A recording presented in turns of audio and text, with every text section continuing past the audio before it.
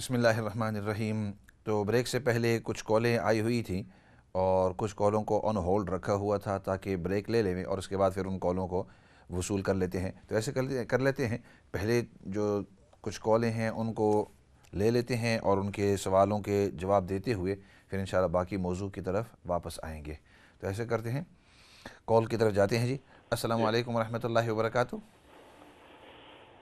Hello, السلام علیکم۔ السلام۔ ہاں جی، آپ آن دی ایئر ہیں جی۔ جی ہاں، میں یمین بول رہے ہیں، تیرا گرائی ملک پالے والا برمنگھم تو جی برمنگھم تو ماشاء ویکھا تو دل خوش ہوا۔ میں آج پتری نے گل کر کے نا، بہت کی اچھا، حال چال ہے؟ مشتاق اور ٹھیک ٹھاک ہوں؟ الحمدللہ سارے ٹھیک ٹھاک، سارے ٹھیک ٹھاک۔ اور سن کے تو یہ نہیں جمشید نا ماما؟ بالکل جی، بالکل جی، بالکل بالکل۔ ہاں تو وہی میں تو ویکھا تو میں آج پتری خان گپ لا کے نا، میں ویکھے بہت خوشی نہیں گالی میں آخا آیا ہے تو اس بار میں آخا جو گپ ٹپ لا کے نا ویری نائس۔ اور سارے ٹھیک ٹھاک ہوں بریکفورڈ؟ الحمدللہ آن دی ایئر، تسی آن دی ایئر ہو فی الحال۔ اللہ اللہ، چلو ٹھیک ہے پھر۔ اوکے جی، سارے السلام علیکم۔ السلام علیکم۔ وعلیکم السلام ورحمۃ اللہ وبرکاتہ۔ یہ بھی بہت اچھا ہے جی، بہت اچھا ہے جی۔ دیکھو رشتہ داروں کے ساتھ بڑے عرصے کے بعد ملاقات اس طرح ہو جاتی ہے آن دی ایئر، اور بڑی خوشی ہے، انہوں نے بھی خوشی کا اظہار کیا ہے اور ہمیں بھی بڑی خوشی ہوتی ہے، چہرے سے آپ کو پتہ چل جاتا ہوگا۔ تو very nice of you Yameen Lala, it's nice to hear from you جی آفٹر اے لانگ ٹائم۔ اگلی کال کی طرف جاتے ہیں جی۔ السلام علیکم ورحمۃ اللہ وبرکاتہ۔ وعلیکم السلام مولانا فضل اللہ صاحب، کیسے ہیں آپ؟ ٹھیک ہیں الحمدللہ، اللہ کا لاکھ لاکھ شکر ہے۔ آپ خیریت سے ہیں؟ بڑے دنوں بعد آپ سے بات ہو رہی ہے، اور لاسٹ ٹائم جو بات ہوئی تھی میں نے کہا تھا مجھے لگتا ہے آپ میرے علاقے کے ہیں، یاد آ گیا ہوگا آپ کو۔ کیسے ہیں آپ؟ خیریت سے ہیں؟ الحمدللہ الحمدللہ۔ اچھا، سوال یہ ہے کہ وہ جب میں پہلے سمجھا دوں سچویشن، پھر وہ سوال بھی ذہن میں آ جائے گا۔ میں ابھی 3-4 دن پہلے مسجد میں نماز پڑھ رہا تھا عصر کی، چونکہ جماعت ہو چکی تھی تو راستے میں مسجد ہی میں نے کہا پڑھ لیتا ہوں، تو میں اپنا پڑھ رہا تھا تو مجھے ایک بھائی نے نا جوائن کے لیے، جیسے آگے ساتھ کھڑے ہو جاتے ہیں جماعت کے، میرے ساتھ کھڑا ہو گیا نا، ٹھیک۔ تو میں بھی پہلی رکعت میں تھا، تو میں نے جب دیکھا کہ ساتھ دوسرا نمازی آ گیا تو میں نے امامت شروع کر دی جیسے کرتے ہیں۔ Of course. تو ہم نے 4 فرض پڑھ لیے، چلو وہ چلا۔ اچھا، میں وہ سوال میرے ذہن میں یہ ہے کہ اگر مطلب میں بات ہو نا کہ سنتے 4 پڑھتے ہیں، کہ میں اگر سنتے پڑھ رہا ہوتا اور مجھے اس طرح کوئی جوائن کر لے آ کے، ٹھیک ہے۔ اب میں تو فرض تو نہیں پڑھ رہا ابھی، تو وہ تو امامت بھی نہیں کرا سکتا میں اس وقت کہ فرض نہیں پڑھ رہا، تو اس سچویشن میں مجھے کیا کرنا چاہیے کہ وہ تو یہ سمجھ رہا ہے کہ بھئی یہ تو فرض پڑھ رہا تو چلو جماعت ہو جائے گی 2 بندوں کی، ٹھیک، بہت اچھا۔ تو اس سچویشن میں مجھے کیا کرنا چاہیے؟ ایک چیز، اور دوسرا یہ کہ اگر میں کسی کو جوائن کروں، کوئی پڑھ رہا ہو تو میں کیا کروں اگر مجھے نہیں پتا کہ وہ 4 سنتے پڑھ رہا ہے عصر کی یا فرض پڑھ رہا ہے؟ تو دونوں صورتوں میں ذرا بتا دیں کہ مجھے کیا کرنا چاہیے، کہ اس کو کیا کرنا چاہیے تھا اگر میں امامت کر رہا ہوں تو اگر سنتے پڑھ رہا ہوں اپنی، وہ سمجھا میں فرض پڑھ رہا ہوں تو مجھے کیا کرنا چاہیے؟ تو سوال سمجھ آ گیا؟ بالکل جی، بہترین انشاءاللہ جی۔ بہت شکریہ، بہت شکریہ۔ انشاءاللہ ملاقات بھی کبھی ہو جائے گی، اللہ کرے گا۔ ضرور، جماعت سے نکل آیا، میں تو ادھر ہوں سلاؤ کے ایریے میں جی۔ Always nice to hear from you جی۔ تو ضرور انشاءاللہ اللہ کرے گا۔ اگلی کال کی طرف جاتے ہیں جی۔ السلام علیکم ورحمۃ اللہ وبرکاتہ۔ السلام علیکم۔ السلام علیکم ورحمۃ اللہ وبرکاتہ۔ وعلیکم السلام۔ مولانا صاحب، میرا کوشچن یہ ہے کہ اس رجب کے مہینے میں کوئی خاص وظیفہ ہے جو برکت کے لیے انسان ہر وقت پڑھتا رہے؟ ٹھیک، انشاءاللہ رجب کے اور مہینے، مشکلات کو حل کے لیے پلیز کوئی وظیفہ بتائیں پلیز، ٹھیک انشاءاللہ، پریشانیوں کے لیے۔ ٹھیک ہے، بہتر۔ آپ دیکھتے رہیں، سنتے رہیں، انشاءاللہ ضرور اس کے اوپر تھوڑی سی بات چیت کریں گے۔ اگلی کال کی طرف جاتے ہیں جی۔ السلام علیکم ورحمۃ اللہ وبرکاتہ۔ السلام علیکم۔ وعلیکم السلام ورحمۃ اللہ۔ جی چلو، آپ کی کال ڈراپ ہو گئی ہے جی۔ اگلی کال کی طرف جاتے ہیں جی۔ السلام علیکم ورحمۃ اللہ۔ یا ایسا کرتے ہیں، ان سوالوں کے جواب دے دیتے ہیں، پھر باقی کالیں لے لیتے ہیں۔ اچھا، پہلا سوال آپ نے کیا، آپ نے بڑی تفصیل بتلائی اور آپ نے بتلایا کہ 35-36 سال پہلے آپ کی کچھ زمین تھی، اور پھر آپ نے پوری تفصیل بتلائی کہ حج پر گئے نہیں گئے، پھر اس کے بعد یہ ہوا اور آج اس کے اوپر دعویٰ۔ تو اس کا جواب میں مختصر یہ دوں گا کہ جب تک کہ پوری تفصیلات پتہ نہ ہو کہ ایگزیکٹلی کیا ہو رہا ہے، کس چیز کے اوپر دعویٰ ہو رہا ہے، اور اگلے نے اس میں سے کون سا خرچہ نکالا تھا، اور ایک بہن کو ملا تھا نہیں ملا تھا، اور ابھی تک کون زندہ ہے کون زندہ نہیں. تو اس قسم کے مسائل آن دی ایئر مختصر وقت کے اندر اور مختصر تفصیل کے ساتھ ہم دے نہیں سکتے. یعنی اٹس ناٹ رائٹ، انفیئر ہے، مناسب نہیں ہے جب تک کہ پوری تفاصیل سامنے نہ ہو. اور مسجد ابو بکر کا نمبر آپ کے پاس ہے، اور اگر آپ نزدیک ہیں کسی وقت آپ آ سکتے ہیں پوری تفصیل بتلا کر. اور پیچھے سے کسی مرد کی بھی آواز آ رہی تھی، وہ کہہ رہے تھے کہ اس بات کو بھی پوچھو اس بات کو بھی پوچھو. تو بجائے آن دی ایئر اس قسم کی جو تفصیلاتی باتیں ہوتی ہیں، بجائے آن دی ایئر پوچھنے کے آپ سامنے آؤ، اور انشاءاللہ پوری کوشش کریں گے تمام تفاصیل پوچھ کر کہ کس کی زمین کس کے حق کے اندر تھی، کس بہن کو کتنی ملی، اس میں سے کتنا خرچہ ہوا، کس انداز میں. اور انشاءاللہ آپ کو تسلی بخش اور تشفی بخش انشاءاللہ آپ کو ضرور جواب دیں گے انشاءاللہ. تو مختصر یہ ہے کہ اس قسم کی تفصیلی جس کے اندر تفصیل طلب ہوتی ہے، بعض اوقات سوالات ہمیں پوچھنے ہوتے ہیں اور وہ آن دی ایئر پوچھ نہیں سکتے، کیونکہ اس پریویسی آپ کی پرائیویٹ چیزیں ہیں. ہو سکتا ہے کہ آپ کی آواز کو کوئی نہ کوئی پہچان لے، اور آپ کے جو مد مقابل ہے ہو سکتا ہے وہ بھی ادھر موجود ہو، اور جب تک کہ اس آدمی کو پوچھ نہ لیں کہ آپ کا اس کے اندر کس چیز کا دعویٰ ہے، آپ کس چیز کا دعویٰ کریں، تو اس لیے اس قسم کے جو سوال ہوتے ہیں اس کے اندر تفصیل طلب ہوتی ہے. اس کے بعد جس بات کی طرف آپ نے اشارہ کیا، آپ نے کہا کہ جب بے حیائی ختم ہو جاتی ہے تو یہ من جملہ قیامت کی نشانیوں میں سے ہے. آف کورس حدیث پاک کے اندر نبی کریم صلی اللہ علیہ وسلم کا ارشاد ہے، فرمایا اذا لم تستحی فاصنع ما شئت، کہ جب تیرے اندر حیا نہیں رہا تو اس کے بعد جو مرضی ہے تو کرتا رہے، تجھے اس کی فکر نہیں ہوگی. اور دوسری حدیث کے اندر نبی کریم صلی اللہ علیہ وسلم کے ارشاد ہے، فرمایا کہ الحیاء من الایمان، حیا یہ ایمان کا ایک بڑا ہی حصہ ہے. اور اللہ رب العزت نے مسلمان کو ایک خاص حیا دیا ہوا ہے، ایک خاص حیا. ایک ہوتا ہے شرم، شرم اس کا صحیح ترجمہ نہیں، ہم کہتے ہیں نا اس کو شرم نہیں آتی، نہیں، حیا ایک عبادت ہے، حیا ایک مسلمان کی خاص کیفیت ہے. ہر شخص کے اندر یہ حیا اور ہر مذہب والے کے اندر نہیں ہوتا. اللہ رب العزت مسلمان کے اندر یہ خاص حیا والی صفت رکھا کرتے ہیں. اور یہ حیا جو ہے انسان کو ہزاروں قسم کے گناہوں سے، ہزاروں قسم کی فحاشی سے، ہزاروں قسم کی غلط باتوں سے اس کو منع کر دیتا ہے. وہاں کسی اور شخص کو اس کو بتلانے کی ضرورت نہیں ہوتی کہ یہ کام آپ نہ کرو کیونکہ یہ برا ہے. اس کی دل کے اندر فوراً آ جاتا ہے کہ یہ غلط کام ہے، میرا حیا مجھے اجازت نہیں دیتا کہ یہ میں کام کروں. تو حیا کا ہونا انسان کے اندر یہ بے حد ضروری ہے، ایمان کا حصہ ہے. جو بے حیا ہو گیا وہ بھی ایمان ہو گیا، یعنی اس کے اندر ایمان کا اتنا حصہ ختم ہو گیا ہے. اور پھر من جملہ حیا میں ایک زبردست پہلو وہ پردہ کی حیثیت ہے.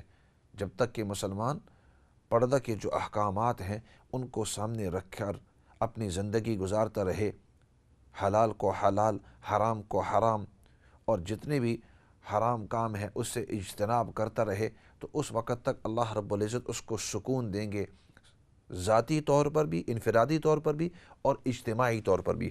لیکن جس وقت یہ حیا کا پردہ اٹھ جائے گا تو اس کا جو ذاتی سکون ہے وہ بھی ختم ہو جائے، اور اس کے ساتھ ساتھ جو اجتماعی سکون ہے وہ بھی ختم ہو جاتا ہے. اسلام نے جہاں ہمیں یہ احکامات دیے ہیں کہ آپ کو یہ کام کرنا ہے، تو جہاں اس میں آپ کی انفرادی کامیابی ہے تو ان احکامات کے اوپر عمل کرتے ہوئے اجتماعی اس کے اندر بھی کامیابی ہوتی ہے. اجتماعیت کو بھی اکٹھا رکھنا ہے.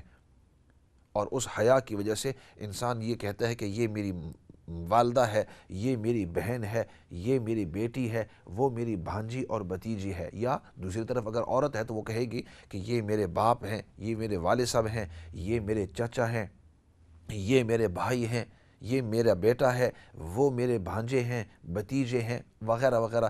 ہر ایک کا مقام اپنی جگہ پر وہ جان لے. لیکن یہ اس وقت کہ اگر اس کے اندر حیا ہے، اگر حیا، اور پھر ہر ایک کے ساتھ انٹریکشن کا جو طریقہ ہوگا وہ الگ ہوگا. والد کے ساتھ جس انداز میں پیش آئے وہ الگ انداز ہوگا. اپنے شوہر کے ساتھ جو انداز اختیار کرے یا شوہر اپنی بیوی کے ساتھ جو انداز اختیار کرے وہ ایک الگ انداز ہے. احترام ان دونوں کے درمیان بھی ہے. والد والد اور والدہ کے درمیان بھی احترام ہے، بیٹا اور بیٹی کے درمیان بھی احترام ہے، لیکن ہر ایک کے ساتھ وہ الگ ہے۔ اور حیا والا جو پہلو ہے یہ ہمیں سمجھا دیتا ہے، اور جب حیا نہیں ہوگا تو اس وقت والد صاحب کے سامنے اور والدہ کے سامنے، چاہے بیٹا ہو، بیٹی ہو، شوہر ہو، بیوی ہو، آپس کے اندر پھر وہ سلوک نہیں رہتا۔ ہر ایک کے ساتھ جیسا آئے ویسے، جیسے کپڑے آئے ویسے، جیسے زبان کے اندر آئے ویسے، تو اس کے اندر پھر انفرادی بھی نقصان ہے اور اجتماعی بھی نقصان ہے۔ کاش وقت ہوتا تو اس کو تفصیل سے کہ سائیکولوجیکل طور پر انسان اور سوسائٹی کے اوپر، اجتماعیت کے اوپر اس کا کتنا بڑا فرق پڑتا ہے۔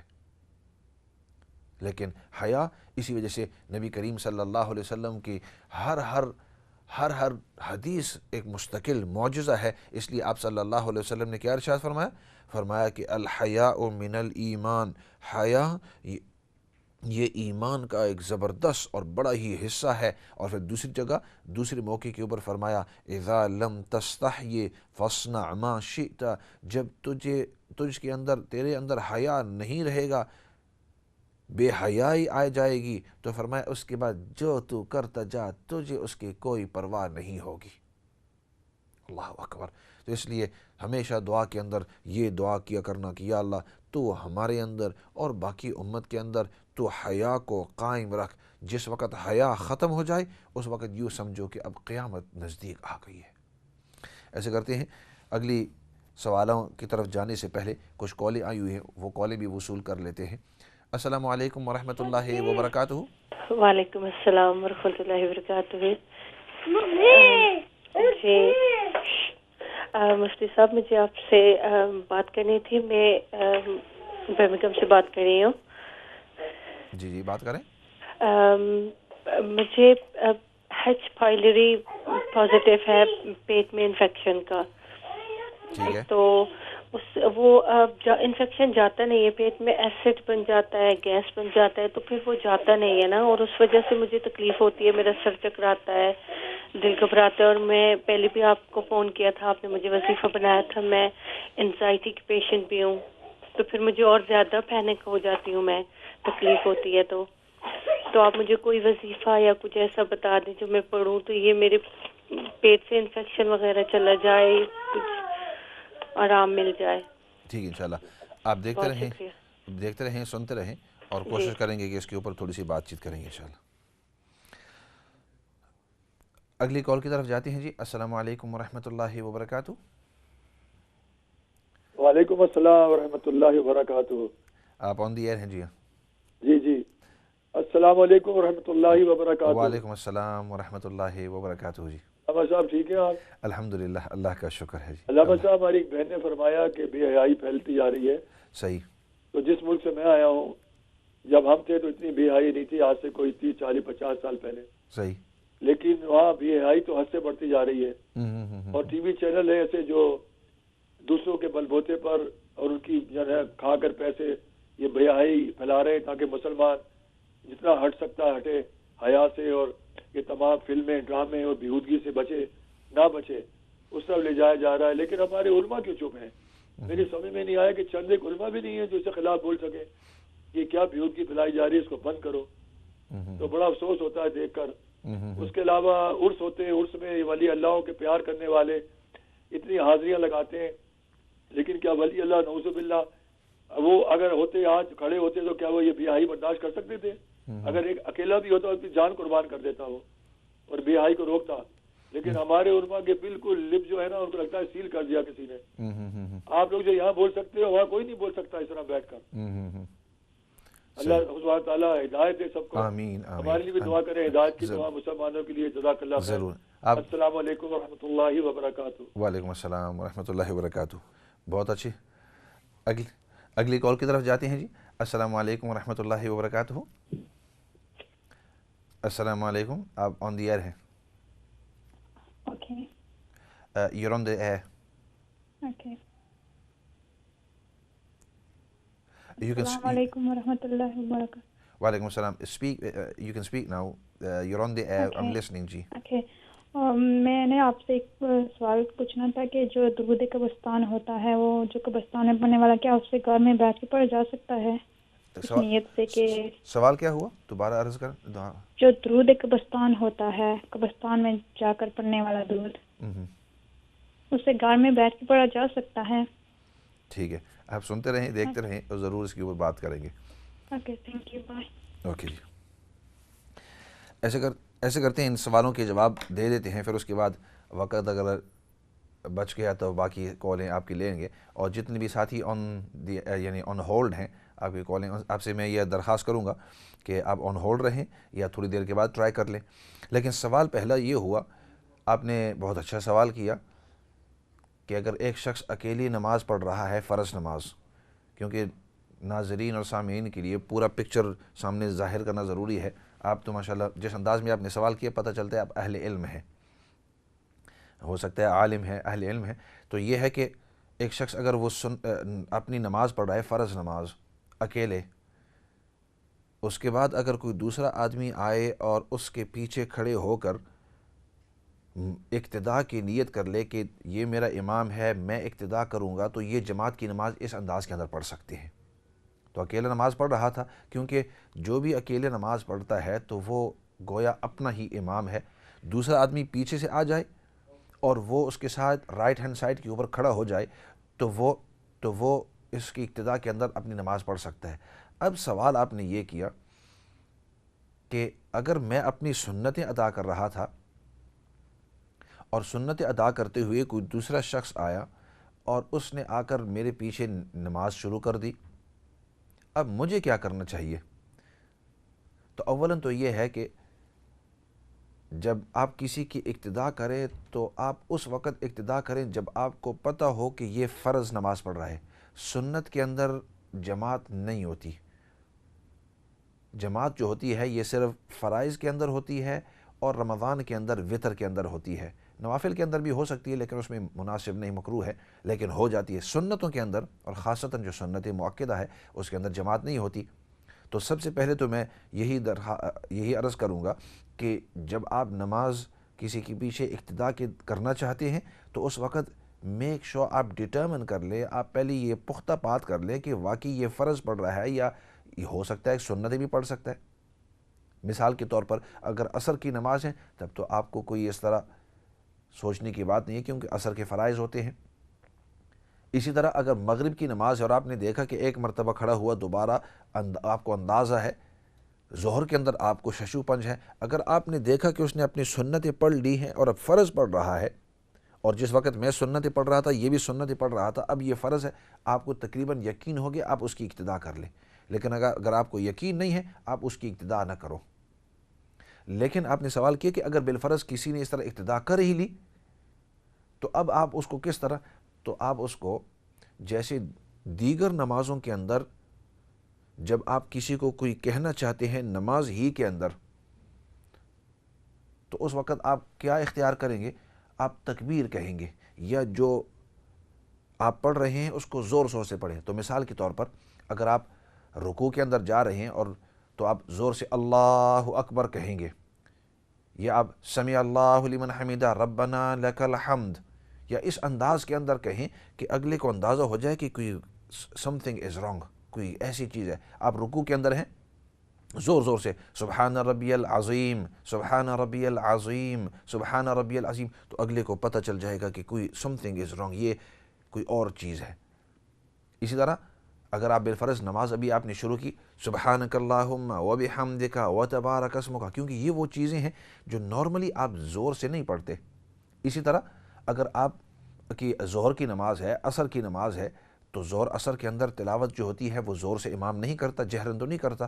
اگر آپ نے اچانک الحمدللہ رب العالمین الرحمن الرحیم مالک یوم الدین اور اس انداز کے اندر، تاکہ اگلے کو تو فوراً اس کو پتہ چل جائے گا کہ یہ میری اقتداء سے راضی نہیں ہے، ہو سکتا ہے کہ یہ سنت ادا کر رہا ہو سکتا ہے کہ یہ کوئی اور وجہ ہے. تو اس لیے آپ نے پوچھا پھر کیا کرنا ہے، تو اس کا جواب یہ ہے کہ آپ زور سے یا تو تکبیر یا تلاوت یا وہ چیزیں جو اس وقت آپ نماز کے اندر پڑھ رہے ہیں، ہو سکتا ہے کہ ثنا پڑھ رہے ہوں، ہو سکتا ہے کہ آپ تسبیح رکوع کی تسبیح پڑھ رہے ہوں، ہو سکتا ہے کہ سجدے کی تسبیح پڑھ رہے ہوں، ہو سکتا ہے اتحیات کے اوپر ہوں، تو ان صورتوں کے اندر اب زور زور سے جب پڑھیں گے تو اگلے کو پتہ چل جائے گا کہ اب یہ جو میں کر رہا ہوں وہ ٹھیک نہیں ہے۔ اس کے بعد آپ نے سوال کیا کہ رجب کے مہینے کے اندر، تو رجب کا مہینہ بہت ہی محترم مہینہ ہے، لیکن کوئی خاص عبادت اس کے اندر اس طرح نہیں ہے کہ آپ کو رجب کے مہینے کے اندر یہ خاص عبادت کرنی ہے، نہیں، جتنی بھی عبادتیں ہیں اس کے اندر تھوڑی سی کثرت سے اس کو کرتے جاؤ۔ اگر تلاوت قرآن کریم کر رہے ہو تو اس کو اور مزید کرنا شروع کر دو۔ آپ جو مہینے کے 3 دن روزے رکھتے ہیں، اگر آپ نہیں رکھتے ہیں اس کو شروع کر دو۔ ہفتے کے اندر 2 جو روزے ہوتے ہیں سنت، ویسے بھی ہر ہفتے کے اندر پورے سال کے اندر اگر نہیں رکھتے ہو اس مہینے کے اندر آپ شروع کر دو، لیکن خاص رجب کے ساتھ کوئی خاص اس طرح کی عبادت نہیں ہے۔ اس کے بعد آپ نے بتلایا، آپ نے سوال کیا کہ آپ کے پیٹ کی کوئی خاص بیماری ہے اور آپ نے اس کا نام بھی لیا ہے اور آپ نے بتلایا کہ وہ پازیٹیو ہے اور اس کے لیے آپ انڈر ٹریٹمنٹ بھی ہیں، تو اس کے بارے میں یہ عرض کروں گا کہ آپ جو پروفیشنلز ہیں، ڈاکٹرز، کنسلٹنٹس، ان کے ساتھ ہی رابطہ قائم رکھیں اور ان کو ان بیماریوں کے بارے میں پوری تفصیل پتہ ہوتی ہے، ان کو پتہ ہوتا ہے کہ کون سے پروسیس، کون سے پروسیجر، کون سی دوائیاں آپ کو لینی ہیں، انہوں نے آپ کا پورا انالائز کر کے آپ کے کون سی چیزیں آپ کے لیے مناسب ہیں، کون سی مناسب نہیں ہیں، پورے ان سے لے کر، کیونکہ علاج کرنا یہ نبی پاک صلی اللہ علیہ وسلم کی سنت ہے، اور جو دوائی آپ کے لیے مناسب ہے اس کو لینا یہ بھی نبی پاک صلی اللہ علیہ وسلم کی سنت ہے۔ اگلی بات کہ اس کے لیے کوئی خاص وظیفہ، تو اس کے لیے کوئی خاص وظیفہ تو ہے نہیں، ہاں البتہ اگلی بات جو آپ نے کہی کہ آپ کو کبھی کبھی انگزائٹی ہو جاتی ہے، آپ کو کبھی کبھی انگزائٹی ہو جاتی ہے، مطلب پریشان ہو جاتے ہیں، نروس ہو جاتے ہیں، تو اس کے لیے عام طور پر میں یہ کہا کرتا ہوں کہ 4 کلمے کا ورد کیا کرو۔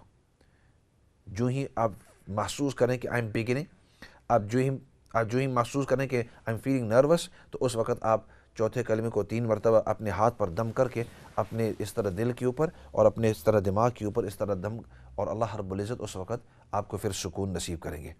باقی آپ نے جو کہا کہ قبرستان کا درود، تو کوئی خاص درود نہیں ہے قبرستان کے لیے، جو بھی درود شریف آپ پڑھنا چاہتے ہیں، اور سب سے بہترین درود ایصال ثواب کے لیے وہ درود ہے کہ جو ہم اتحیات کے اندر پڑھتے ہیں۔